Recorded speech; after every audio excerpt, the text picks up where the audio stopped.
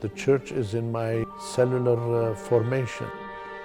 I wanted as a very young man to be a physician and to be a missionary. I used to read about Albert Schweitzer, and to me, what he was doing in Africa was the noblest of noble things that I could think of.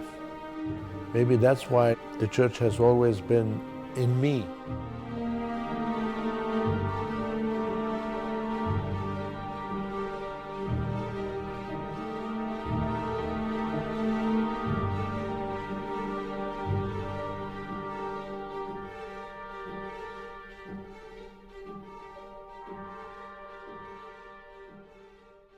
I was born in Jerusalem. My parents were both survivors from the genocide. We were in Jerusalem for a short while, then transported to Aleppo during the Arab-Israeli War. So I grew up in Aleppo all the way through my 2 years of college. Our house was close to 7 different churches: the Latin Church, the Greek Church, the Armenian Church, the Syrian Church, the Armenian Catholic Church. They all were in the same neighborhood. So we cherished the idea of the church being a second home to us. We also went from church to Sunday school, close to 300 kids in one Sunday school. My mother's name is Diruhi. She used to do midwifery in Aleppo for the poor families that did not have money to go to the hospital. My father's name is Arakel. They were both very religious people, very straightforward, hardworking, devoted Armenians. I used to tell my dad, how come you have 6 kids? He was a simple shoemaker.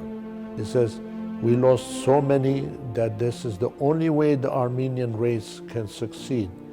If I analyze the fact that a 4 or 5-year-old kid who has nobody in the world is left in the streets of Malatya to beg for his food, what kind of character he has that gives him the motivation to keep going.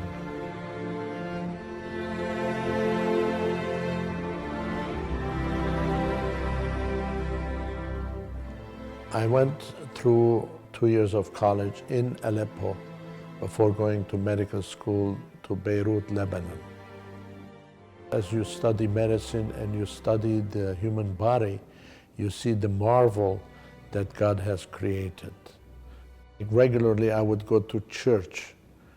On Vartanank, I went to church, and I don't know, doing my prayer, a girl comes in the pew in front of me, and she is really bothering me because she is doing signs with the mother, who is on 2 aisles beyond that. But it's bothering me. I cannot pray.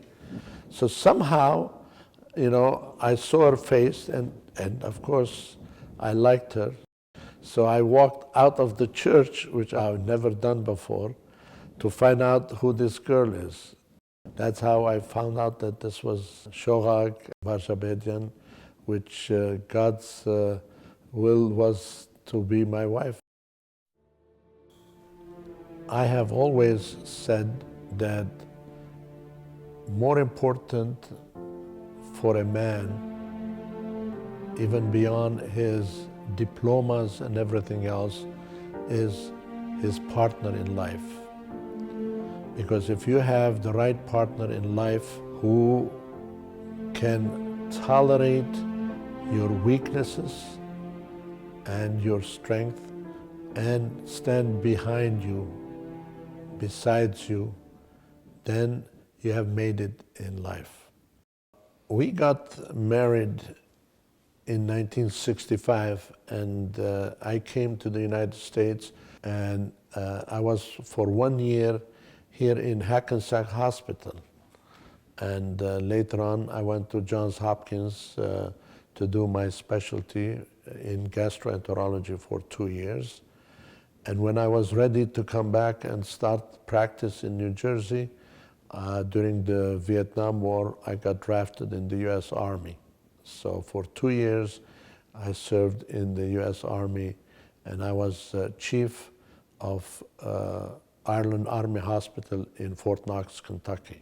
Right after the Army, when they offered me this job to join the group in Indiana, when they were talking to me, the first question I asked them is, where is the Armenian Church? And they looked at me and says, well, what do you mean, where is that? I said, you know, if there is no Armenian church around here, I would not come to join you. Fortunately, the Armenian church was like 20 miles from us. I feel very close to the church that nurtured me, and that is the St. Joachim and Anne Church in Palos Heights. The parishioners were so receptive and so kind to us from the beginning that we felt like home. And we got involved, and I was elected a delegate from our church and served for almost 20 years.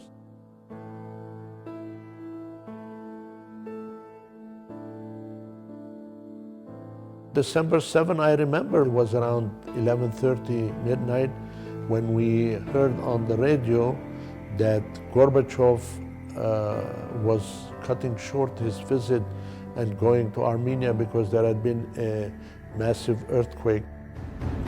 There was no way that I would and Shohag would sit on the sideline doing nothing.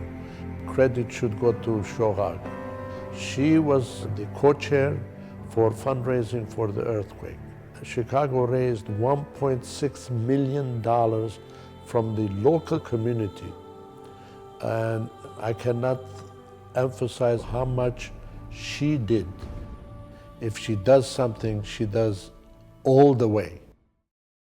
I've been in Armenia 27 times, and most of the time for charity. When Vicky went to Armenia for the first time and she saw the Armenian artists, she said, this is one of the things that we should do to promote the Armenian artists, to support the Armenian artists. I've learned a lot from her, I'll tell you. There is nothing that we do unless we consult each other. We bounce ideas from each other. And a lot of times we hold hands and then we decide this is the best thing, this is the best avenue that we should be doing. It was our 30th wedding anniversary, and I got a call from Khajak Sirpazan that he would like to have lunch with us. Khajak Sirpazan has always been close to our family, and I have always admired his spiritual character.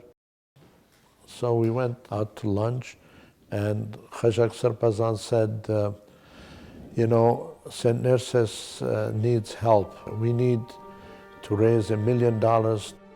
Within a short period of, I think, 3 months, Shohag was able to raise that $1 million for St. Nerses.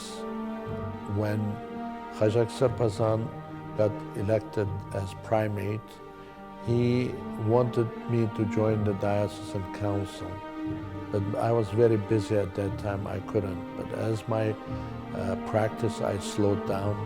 I said, this is the time that I have to serve my church. I really stayed until the ripe age, you know, when I felt like that the young generation should start taking over.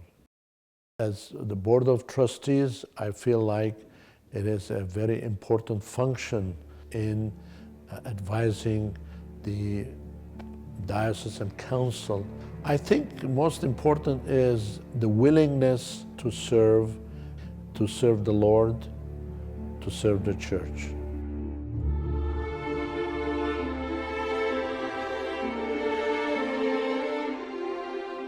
For the election of Catholicos Karakin I and for the election of Karakin II. I was elected vice chair of the national ecclesiastical body, so it was just a phenomenal, an ethereal experience in reality. Catholicos Karakin I came to the official visit, pontifical visit to America. My relationship with him from '63 on until in '99 was a very close one. When we got married, he was a bishop at that time. He officiated our wedding. He baptized all our children. So he was going to do the Sunday church services at St. John the Divine. The night before, somebody had upset him, so he got an anginal attack.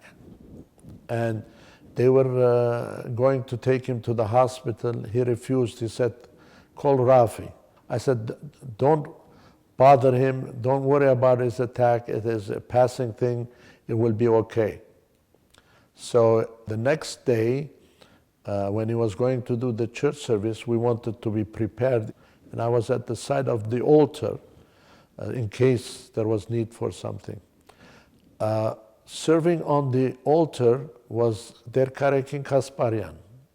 All of a sudden, Vehapar called Der Karakin and whispered something to him, and my heart started pounding. I said, he must be experiencing something. So Der Karakin came over to me, and my heart is racing as to what's happening, what is needed.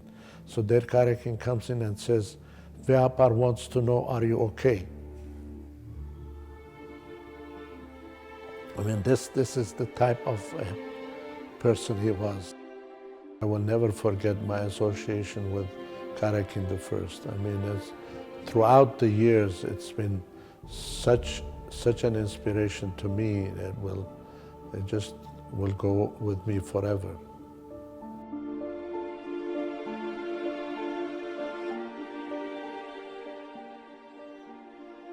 I am very proud of my 3 children. My son is a neuroradiologist. My daughter is an attorney, and my youngest daughter is a vice president of contemporary art in the largest auction house, Sotheby's, in New York City. 5 years ago, I was the godfather for the blessing of the water at the cathedral, and I made sure that all my grandchildren were on the altar at the same time, so that that experience would carry with them to serve the Lord, to serve the church.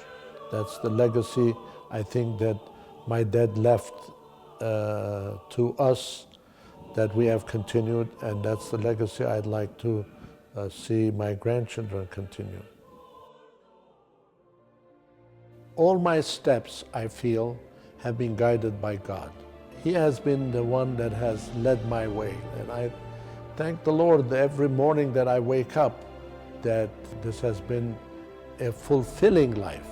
I feel like, that it has not been wasted.